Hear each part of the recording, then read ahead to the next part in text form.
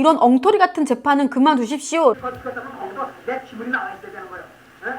그러면 내 지문이 그 방에서 얘네들이 수사할 때 마우라와 넥타이, 기칼 이런 두 칼에서 내 지문이 나왔냐면 안 나왔다 이거예요. 내가 1심 판결 때 그 지문이라는 게 나오질 않았어요. 에?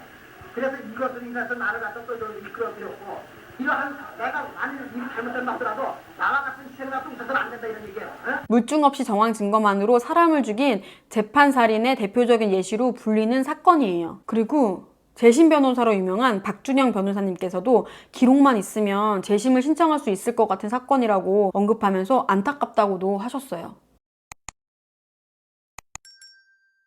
안녕하세요, 생크림입니다. 오늘은 인천 일가족 살인사건 가지고 왔는데요. 1974년 12월 30일 오후 10시 40분경 인천 모처에서 쌀가게를 운영하고 있던 두 이분이란 여성이 자신의 가게 앞 식당 여주인에게 집에 같이 가달라고 부탁하면서 사건이 시작돼요. 두 이분은 2시간여 전에 자신의 가게 앞 식당 여주인에게 자신의 가게 앞을 봐달라고 부탁하고 나갔었어요. 그런데 두 이분이 가게를 나가기 전에 분명 문을 잠그고 갔는데 돌아와 보니 가게가 열려 있었대요. 그래서 두 이분은 식당 여주인한테 같이 가게 좀 가달라고 부탁했어요. 식당 여주인과 두 이분은 가게 안으로 들어갔는데요. 가게 안쪽 방에는 두 이분의 남편과 두 아이가 있었어요. 그런데 놀랍게도 남편과 두 아이는 이미 싸늘한 시신이었어요. 놀란 식당 여주인은 자신의 남편을 불렀어요. 이때 두 이분은 놀라서 실신을 했대요.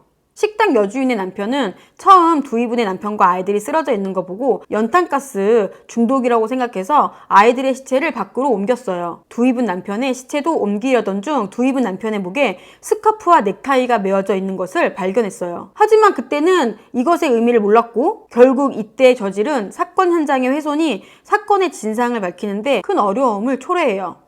처음에는 신변을 비관한 남편이 아이들을 죽이고 자신도 자살한 것이라고 생각했어요. 두 이분의 진술에 의하면 남편은 어떤 사람에게 20만 원을 빌려줬다가 받지 못하는 사기를 당해서 크게 상심해 있었고 부인이 종교 집회에 나가서 부부간의 갈등도 커진 것에 이를 저질렀다는 거예요. 경찰은 이웃들의 진술 등을 토대로 남편의 자살로 사건을 마무리 지으려고 했어요. 그러나 변사보고서가 검찰에 올라갔고 이를 검토하던 검사는 자살이라고 보기엔 석연치 않는 몇 가지 점들을 발견해요. 부검 결과 아이들의 목에서는 노끈이 발견되어서 아이들은 노끈으로 살해당한 게 틀림없었으나 문제는 남편의 시신이었어요. 남편의 시신에는 얼굴에 손톱 자국이 나 있었고 목에는 조른 흔적과 더불어 칼로 그은 흔적이 발견된 거예요. 경찰은 이를 자살의 증거로 판단했으나 검사가 보기에는 굳이 아이들을 죽이고 자살할 거면 칼만 써도 될 것을 왜 목에 넥타이와 스카프를 두르고 있었다는 건지 이해할 수 없었거든요.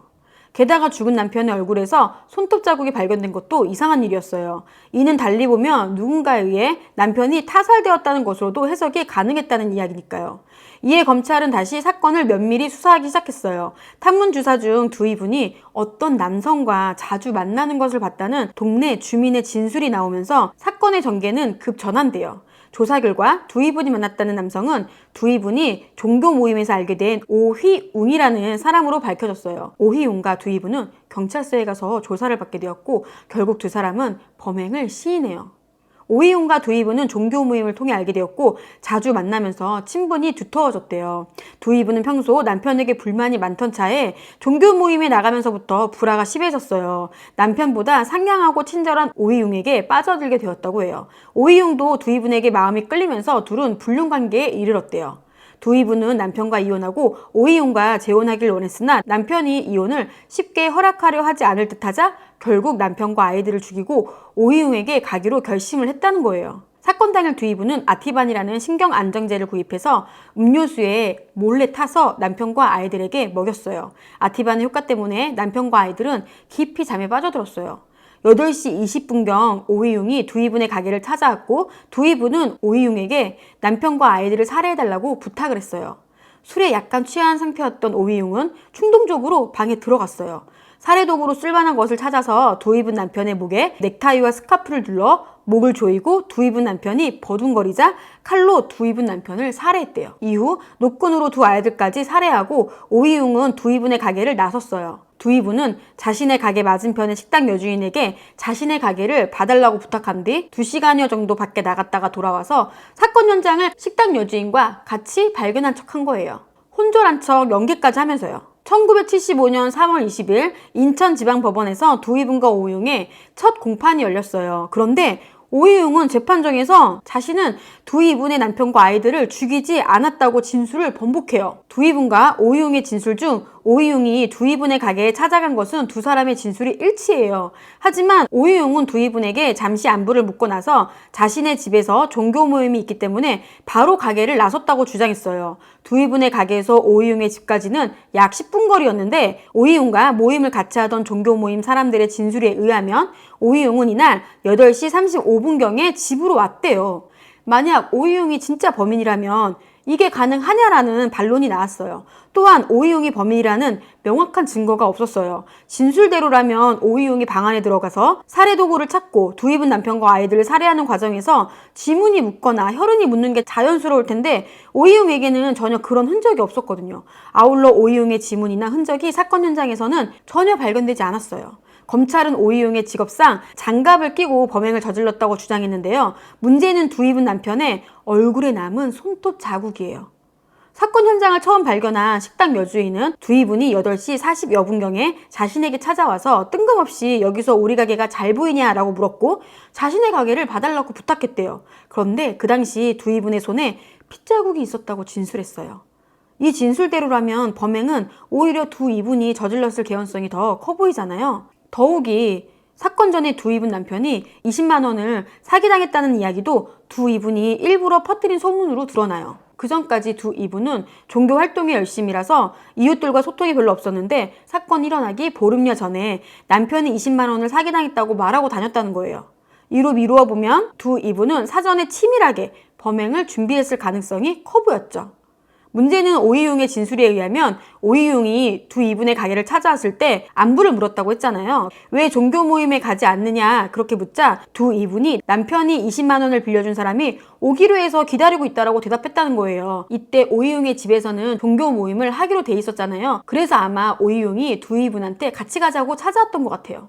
그런데 만약 오이용이 공범이라면 있지도 않은 20만 원의 사기당한 거짓말을 굳이 공범에게까지 거짓말 하겠냐는 지적이 나왔어요. 더욱 이상한 것은 두이분이 그렇게 치밀하게 거짓 소문을 퍼뜨리고 아티반으로 남편과 아이들을 잠재우기까지 했다면서 정작 살인은 오이용이 찾아오자 오이용에게 부탁했고 오이용은 충동적으로 사건을 저질렀다는 거예요. 이는 상식적으로도 말이 안 되죠. 이러던 차에 두이분은 구치소 안에서 자살해버려요. 두이분의 자살은 오이용에게 불리하게 작용해요. 둘이 함께 범행을 저질러 놓고 오이용이 혼자 빠져나가려고 하자 분함을 견디지 못해 자살한 게 아니냐는 이야기가 나온 거예요.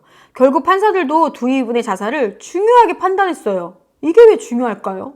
1975년 6월에 결심 공판에서 재판부는 오이용의 범행을 입증할 물적 증거가 없고 오직 진술뿐이라 진실성을 판단하기 어렵다고 했어요. 그러나 두이분이 자살까지 하면서 오이용의 공범을 주장한 것을 거짓이라 판단하기 힘들고 여성이 과연 세 사람을 살해할 수 있겠는가라는 의심이 든다는 이유로 오이용이 범인인 것으로 판단된다 하여 사형을 판결하고 다만 재판부도 고민이 많았는지 오이용이 고등법원에 항소하자 고등법원 재판부에게 잘 살펴봐달라고 당부했었다고 해요. 그러나 상급심에서도 오이용에 대한 판결은 뒤집어지지 않았어요. 이는 오이용의 사형이 확정되었다는 의미예요. 이런 사건이 지금 일어났다면 정황 증거를 인정하지 않는 최근 경황과 사형 판결은 내리지 않고 만약 내리더라도 형집행은 하지 않는 상태 등으로 보아 사형까지는 선고되지 않았을 가능성이 있었을 텐데 당시에는 정황 증거도 증거로 인정하는 재판이 수차례 이루어졌대요. 그래서 억울한 피해자들이 많이 생겨나기도 했대요.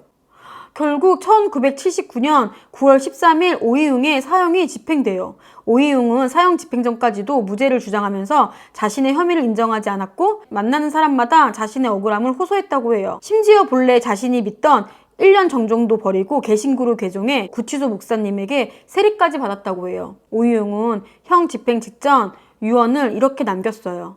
저는 절대로 죽이지 않았습니다. 저의 유언을 가족에게 꼭 전하여 제가 죽은 뒤에라도 누명을 벗도록 해주십시오.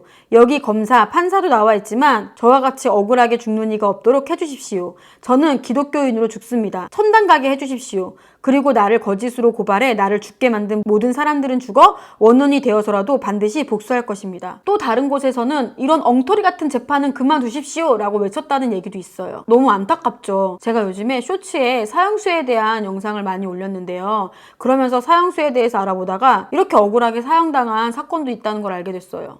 그래서 여러분들께 꼭 말씀드리고 싶었어요.